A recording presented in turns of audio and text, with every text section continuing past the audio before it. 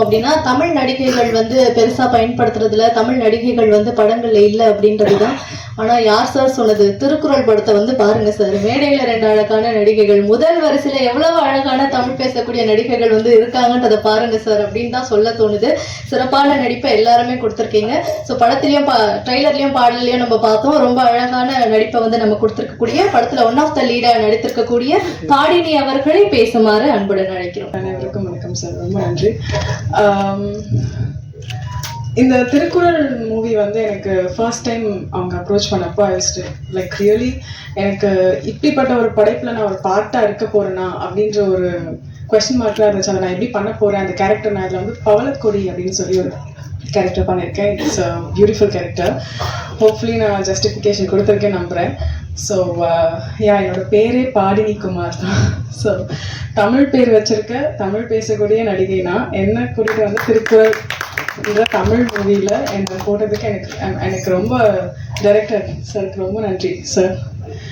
And Thirukkural அப்படின்னு சொன்ன உடனே எல்லாருக்குமே வந்து சின்ன வயசில் படித்தது, நம்ம அவங்க சொன்ன மாதிரி போகிற வழியில் பஸ்ஸில் பார்த்தது, எங்கேயாவது ஒரு இடத்துல பார்த்தது, இப்படி தான் ஞாபகம் வரும்.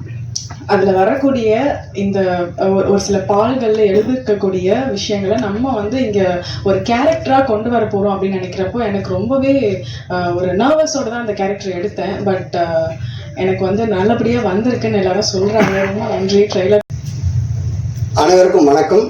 மேடையில் வந்திருக்கும் பெரியவர்களுக்கும் பத்திரிகை நண்பர்களுக்கும் கொட்டாட்சியோட பணிவான வணக்கம். எல்லாருக்குமே ஒரு கனவு இருக்கும். எனக்கு அந்த கனவு இருந்தது.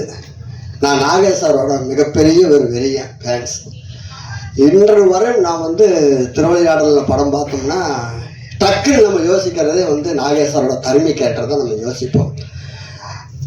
அப்படி ஒரு கேரக்டர் எல்லாத்துக்கும் அமையுமா அப்படின்னு சொன்னால் எல்லாருக்கும் ஆசை இருக்கும். இந்த மாதிரி ஒன்று நடிக்க வேண்டாம், இந்த மாதிரி அவர் மாதிரி ஒரு கேரக்டர் எனக்கு அமையண்டாம். வீட்டில் எல்லாம் கூட நாடகங்கள் எல்லாமே சும்மா நம்ம அது மாதிரிலாம் நடித்து பார்ப்போம்.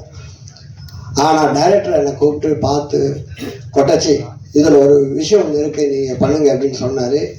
கேட்குறப்போ நான் இதை மக்கள் என்னமோ ஏதோ சின்னது ஒரு கேரக்டரு அந்த மாதிரி தான் நான் எனக்குள்ளே நான் நினச்சிக்கிட்டேன்.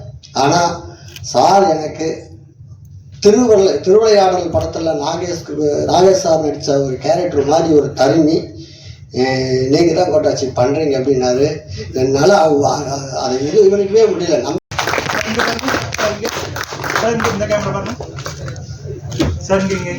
திறமையானவராக இருக்கக்கூடிய இயக்குனர் திரு ஞானசேகரன் அவர்களை மேடைக்கு வருமாறு அன்புடன் அழைக்கிறோம். பாரதி, பெரியார், ராமானுஜன் போன்ற சிறப்பான படைப்புகளை நமக்காக கொடுத்திருக்கக்கூடிய அடுத்ததாக மேடைக்கு வர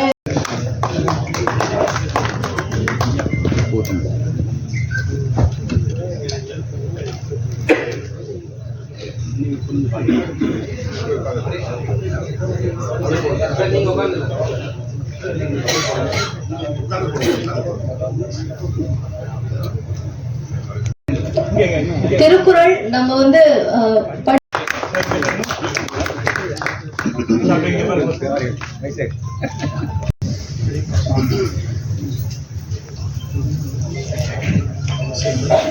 அப்புறம் இந்த படத்துடைய அசோசியேட் டைரக்டர் திரு டிசி உதயமான காட்சிகளுமே அடங்கி இருந்தது. திரு குணா அவர்களை பேசுமாறு அன்புடன் அழைக்கிறோம். அனைவருக்கும் வணக்கம். என்னோட பேரண்ட்ஸ்க்கு நன்றிகள், இறைவனுக்கு நன்றி, இயற்கைக்கு நன்றி. இது ஒரு முக்கியமான கதாபாத்திரம். ஒவ்வொரு நடிகனுக்கும் ஒரு முக்கியமான கதாபாத்திரம் பண்ணணும், அது திரைக்கு வரணும், பெரியவங்க வந்து இந்த மாதிரி வெக்கேஷன் நடக்கணுன்றது ஒரு கனவாக இருக்கும். அந்த கனவை நினைவாக்கிய எங்களது இயக்குனர் எனக்கு வாய்ப்பளித்த பாலகிருஷ்ணன் சாருக்கு என்னுடைய மனமான நன்றிகள், கோடான கோடி நன்றிகள். முதல் பேச்சு ஏதோ தவறு பண்ணுற ஒரு கான்ஷியஸாக இருக்குது. ஸோ அதனால் என்னுடைய நன்றிகளையும் வணக்கங்களையும் ஏற்று. கதை ஃபுல்லாக தெரியாது, என்னோட கேரக்டரைசேஷன் மட்டும் தான் தெரியும். படமாக பார்க்கும்போது ரொம்ப இன்ட்ரெஸ்டிங்காக இருக்குது. நீங்கள் அனைவரும் படத்தை பார்க்கணும், தியேட்டருக்கு வரணும். தமிழர்கள் மட்டும் இல்லாமல் உலகத்தில் திருக்குறளும் திருவள்ளுவரும் தெரிஞ்ச அனைவருமே இந்த படத்தை ஒரு முறையாக பார்க்கணும். என்னோட தாழ்மையான வேண்டுகோள். பத்திரிகை நண்பர்கள், ஊடக நண்பர்கள் அனைவருக்கும் நன்றி. இந்த படத்தை பெரிய லெவலில் கொண்டு போய் மக்கள்கிட்ட சேருங்க. இந்த மாதிரி படங்கள்லாம் ஓடணும். இந்த மாதிரி படங்கள் ஓடணும்னா அதுக்கெல்லாம் நீங்கள் தான் காரணமாக இருப்பீங்க. நன்றி, வணக்கம். இந்த மேடையில் வந்து எனக்கு வந்து வாய்ப்பு கொடுத்ததுக்கு மனமார்ந்த நன்றிகள் சார். பார்க்குற இடத்துலலாம் வந்து தமிழ் பற்றி பேசுவாங்க, அந்த மாதிரி இருக்கும்.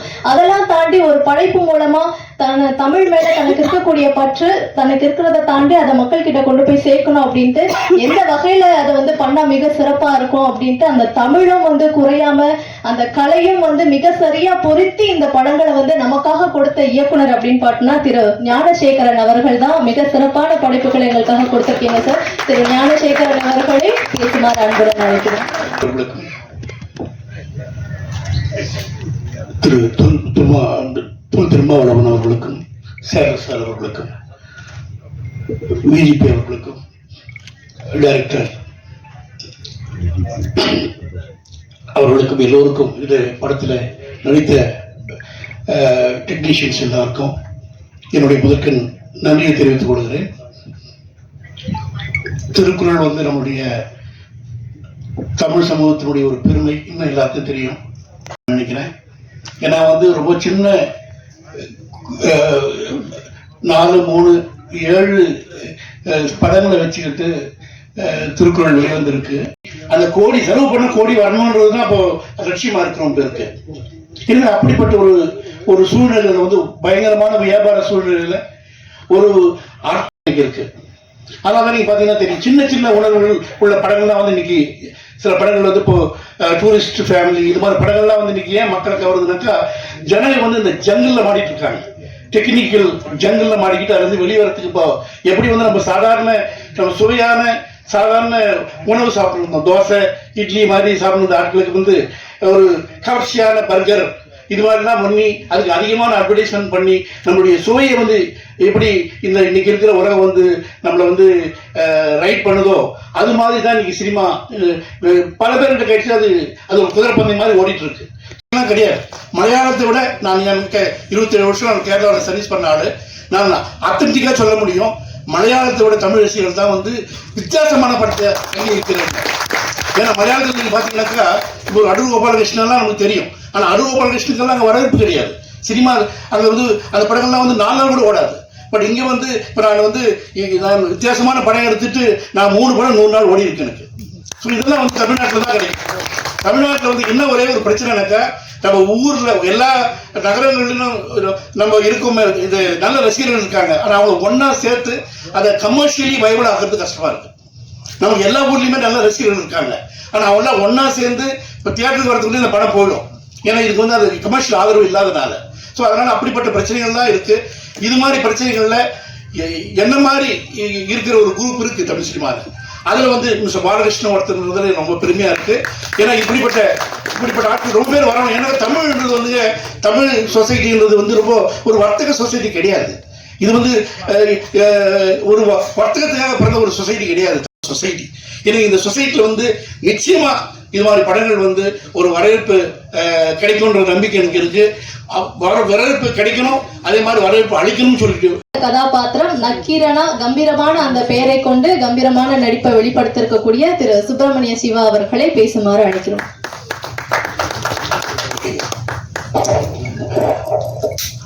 அன்பாலான அனைவருக்கும் வணக்கம். இசைஞானி இளையராஜாவினுடைய இசை பாடல்களில் பாலகிருஷ்ணன் சார் இயக்கத்தில் திருக்குறள் திருவள்ளுவரோடு ஒரு பயணம், இந்த பயணத்தில் கலந்து கொண்டு இருக்கின்ற உங்கள் அனைவருக்கும் நன்றியும் அன்பும். என்னை பற்றி இவங்க சொன்னாங்க, திரு ஞான ராஜசேகரனும் பாலகிருஷ்ணன் சாரும் அண்ணன் திருமாவும் பிஜேபி இருக்கிற இடத்தில் நம்மளெல்லாம் பேசுறதுக்கு நம்மளாம் ஒரு துரும்பு தூசி. அதை நான் பதிவு பண்ணிக்கிறேன். கொடுக்கறது அவங்க வயலை பார்க்கறது, அதில் பூச்சி விழுந்துருக்கும், குருத்து பூச்சி, அடுத்தது வந்து இலை சுருட்டு புழு, அல்லது பருத்தியில் வந்து நிறையா பூச்சி வரும். இந்த மாதிரி எல்லாம் விவசாயிகள் எழுதி கொடுப்பாங்க. ஒவ்வொரு வில்லேஜ்லையும் அத்திவேறு அடங்கப்பரு இந்த மாதிரி எழுதி அண்ணன் பேர் தான் எழுதிருக்கேன். நான் சொல்றது 97, 98, 99 நான் வந்து மிரளுவேன். ஒவ்வொரு வில்லேஜ்லையும் அது இருக்குங்க. இப்படி எப்படி போய் அங்க இளைஞர்கள் மத்தியில் வில்லேஜில் ரீச் ஆனாலும் நாங்கள் மிகப்பெரிய ஆச்சரியமா இருக்கோம். அப்படி ஒரு தலைவர் இருக்கிற இடம் அது. அதே மாதிரி பாலகிருஷ்ணன் சார், நான் வந்து என்னன்னு கேட்டீங்கன்னா ஒரு உளவுத்துறை அதிகாரி தான் சொல்லுவேன். சார் நீங்க இயக்குனராக இருக்கிறதுங்கிறது மறைமுகமாக ஏதோ ஒரு வேலை செஞ்சுக்கிட்டு இருக்க கூடாது அப்படின்னு இருக்கீங்க. ஆனா நீங்க எந்த உளவுத்துறைக்கு அதிகாரி? நீங்க அது வந்து ரஷ்ய உளவுத்துறையா, ராவா அல்லது மொசாட்டா அப்படின்னு கேட்டுக்கிட்டே இருப்பேன் நான். ஏன்னா எனக்கு அவரை பார்த்தா ஒரு இயக்குனருக்கான எதுவுமே இருக்காது, மிகச்சிறந்த ஒரு பண்பாளருக்கான ஒரு இதுவாக தான் இருக்கும். தமிழ் சினிமாவுடைய மிகப்பெரிய இயக்குனர் வந்துருவாரு. ஏன்னா எவன் ஒருவன் பெண்களை அழகா காட்டுறானோ மிகப்பெரிய கேமரமாயிடும். இதுல நடிச்சிருக்கிற பெண்களுக்கெல்லாம் என்னுடைய மனமார்ந்த நன்றி வணக்கங்க. ஏன்னா இந்த ஜாக்கெட் இல்லாம நடிக்கிறது இருக்குல்ல, ஐயோ கிழவிங்க கூட வராது. நாங்களும் இப்ப போய் மதுரை ராமநாதபுரம் அப்புறம் நான் தேனியெல்லாம் போயிட்டோம். இந்த கிழவிங்க 50 வயசு 60 வயசு கிழவிங்க வரும்ல, 60 வயசு கிழவி, அம்மா நீங்களாம் அந்த காலத்து பெண்கள்மா ஜாக்கெட் இல்லாம ஐயோ நான் வரமாட்டாங்க. ஆனா இந்த படத்துல அத்தனை பேரும் அந்த கேரக்டர் உணர்ந்து அந்த கேரக்டருக்கு நம்ம இப்படி இருக்கணும்னு நினைச்சு அது வந்து நடிச்சது இருக்குல்ல, அவங்களுக்கு தான் அந்த தமிழ் சினிமா ரொம்ப கடமைப்பட்டிருக்கணும்.